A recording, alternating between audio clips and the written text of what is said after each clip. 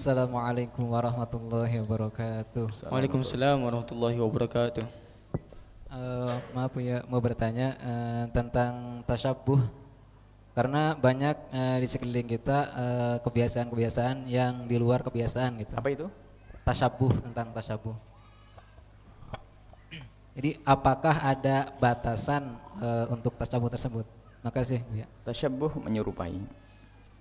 Dilarang kita menyerupai orang kafir atau laki-laki menyerupai wanita. Dalam hadis sahih, man tasyabbaha biqaumin fahuwa minhum. Kalau kita menyerupai orang kafir maka kita digolongkan mereka. Laki-laki dilarang menyerupai wanita, wanita dilarang menyerupai laki-laki. Nabi SAW mengingatkan, la'ana Allah al-mutasyabbihina minar rijali bin nisa wal mutasyabbihat minan nisa'i birijal. Allah mengutuk, Allah murka kepada laki-laki yang menyerupai perempuan atau perempuan yang menyerupai laki-laki. Menyerupai seperti apa? Menyerupai kaum. Kita menyerupai orang kafir, maka itu akan kita digolongkan dengan mereka, hukumnya haram. Akan tapi yang dimaksud menyerupai itu seperti apa? Yang dimaksud menyerupai adalah jika kita melakukan atau mengenakan sesuatu tersebut, langsung kita dibilang sama dengan orang kafir. Jadi itu menjadi ciri khasnya orang kafir. Siapapun yang pakai pasti dibilang kafir.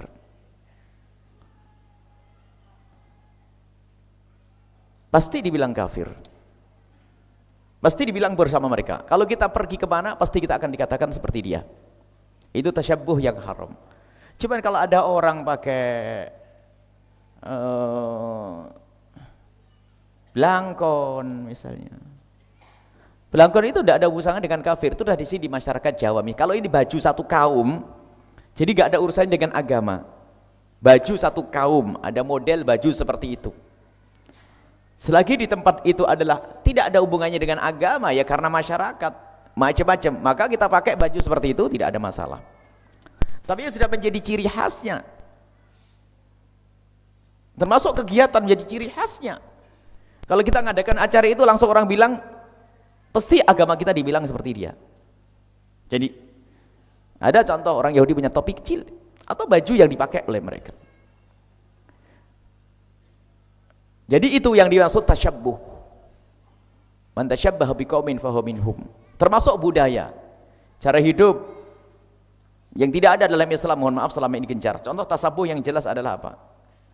Perayaan Valentine. Secara kisah tidak pernah ada dalam Islam, biarpun slogannya adalah slogan kesepakatan, cinta, dan cinta itu adalah dirindukan oleh semua orang kafir yang ahli surga, ahli neraka, kenal istilah cinta. Dia pakai gebiar yang luar biasa, cinta. Akan tapi cara-cara ataupun apa yang dimaksud dari itu semuanya, maka ini adalah tasyabuh biqaumin. Kita ikut merayakannya, menyerupai mereka, karena di dalam Islam tidak ada.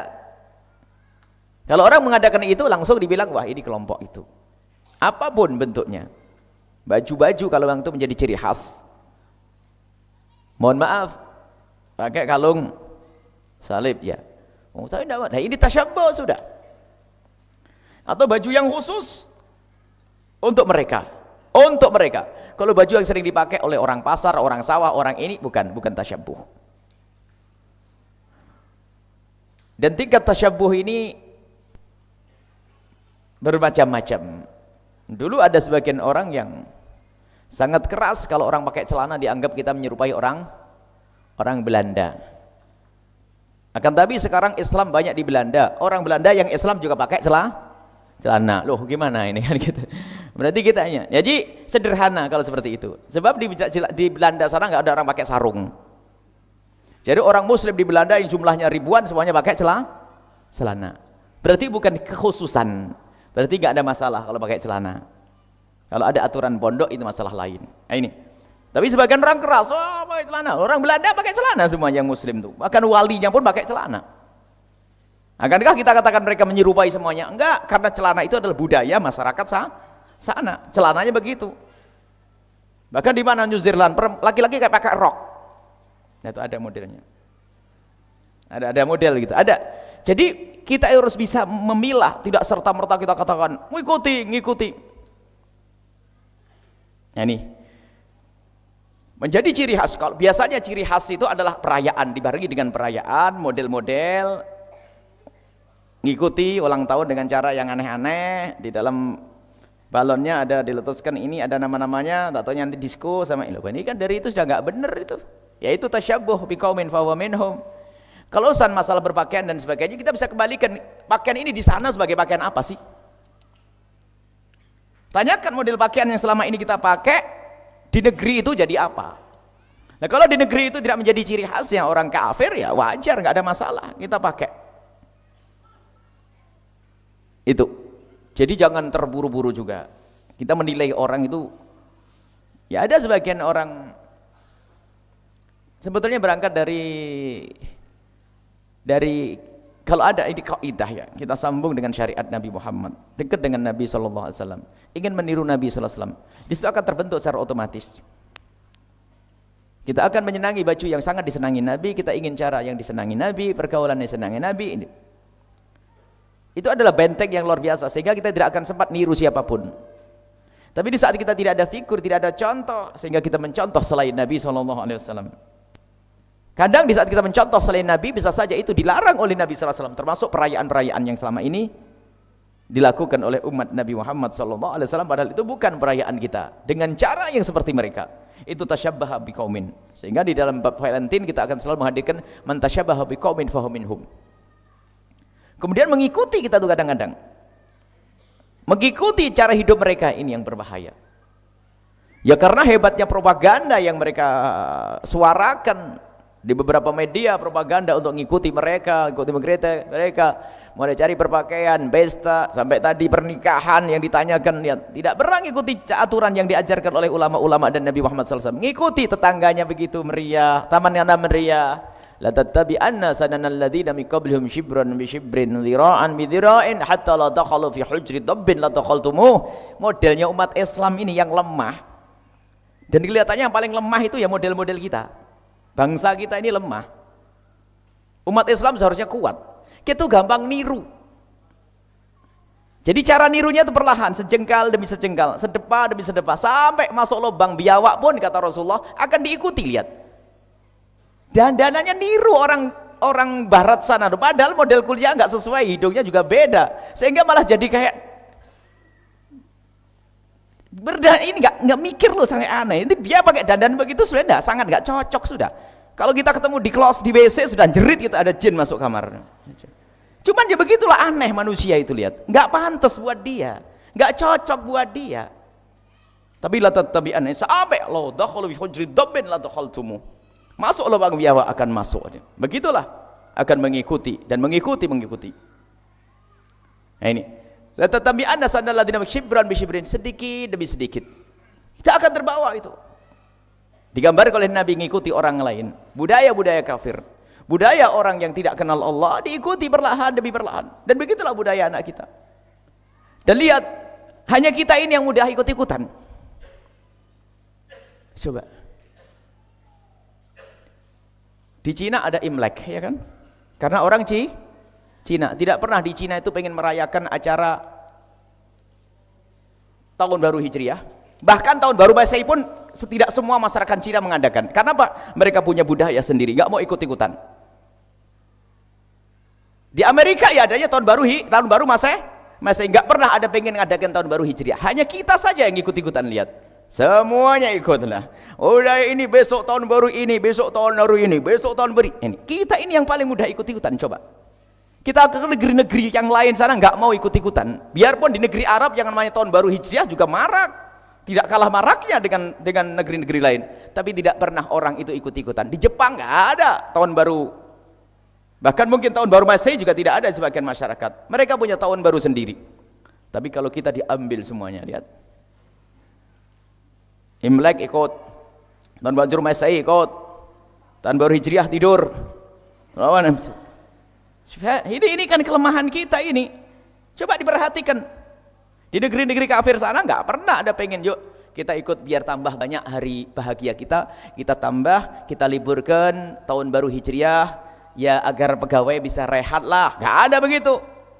Tapi kita, wah ada tahun ini banyak liburnya, makanya kantornya banyak Ini model-model. Kita harus punya pendirian. Jadi tasyabuh biqaumin.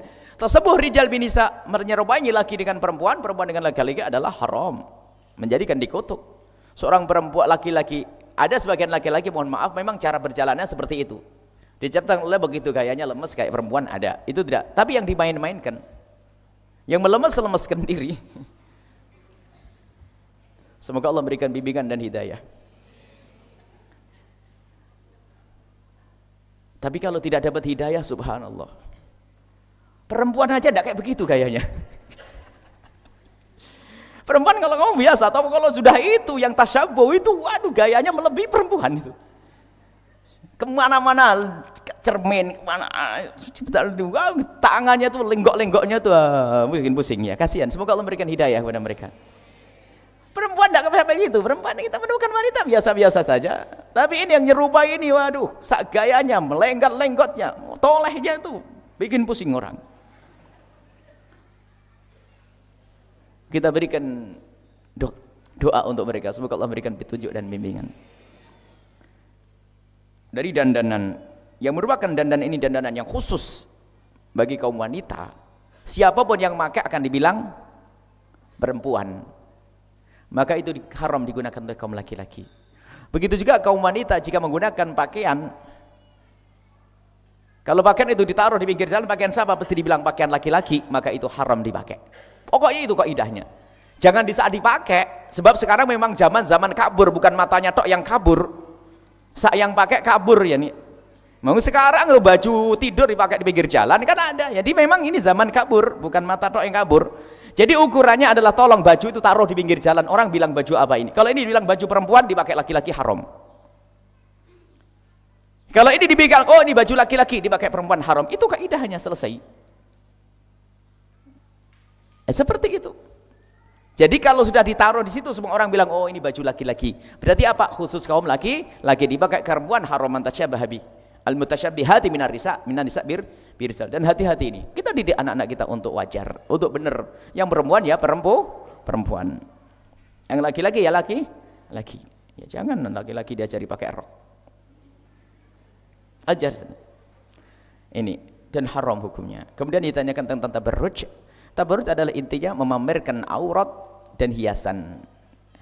Hiasan dan aurat. Aurat, siapapun wanita yang menampakkan auratnya di luar adalah tabarrujal jahiliyati. Dan dosanya dosa double. Orang yang membuka aurat dosanya double. Kita doakan. Alangkah banyaknya zaman sekarang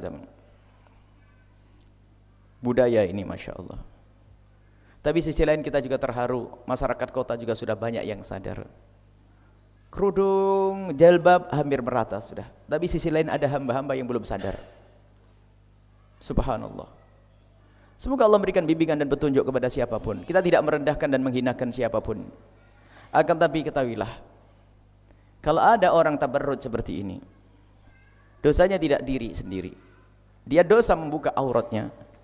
Tapi lebih dari itu, dia telah berdosa membuat orang lain melihat dia dan dia akhirnya berdosa double. Dan double-nya enggak kira-kira. Sehingga jangan dianggap sepele, sebagian mengatakan minal kabair, dosa gede. Tabarruj termasuk dosa besar, bahkan dianggap dosa sepele, dosa kecil. Ada orang mengatakan dosa kecil. Bagaimana dosa kecil? Itu bukan dosa untuk dirimu sendiri. Bukan seseorang memperhatikan lehernya kemudian menjadi ini. Mungkin seorang wanita yang tabarruj, yang membuka auratnya seperti itu akan berkata, "Loh kenapa kau lihat saya?" Lah kalau memang tidak pengen dilihat, kau dikunci di kamar sana atau hidup di hutan sana, kan begitu. Sudah begitu kadang-kadang malah berkata, yang penting kan hatinya bersih. Wah ini lebih jahat lagi, dipikir yang kerudungan hatinya jelek semuanya.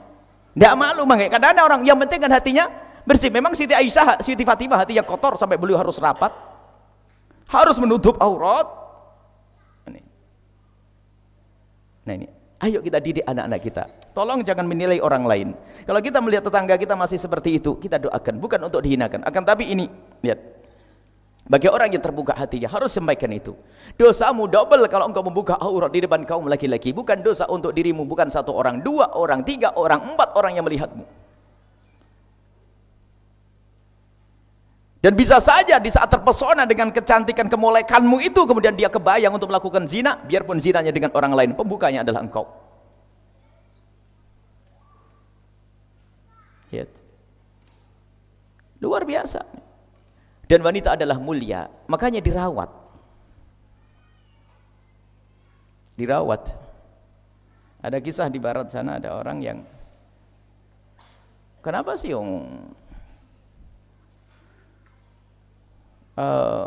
kok harus rapet-rapet begitu? Kan cantik sayang dilihat orang ini. Kan cantik katanya.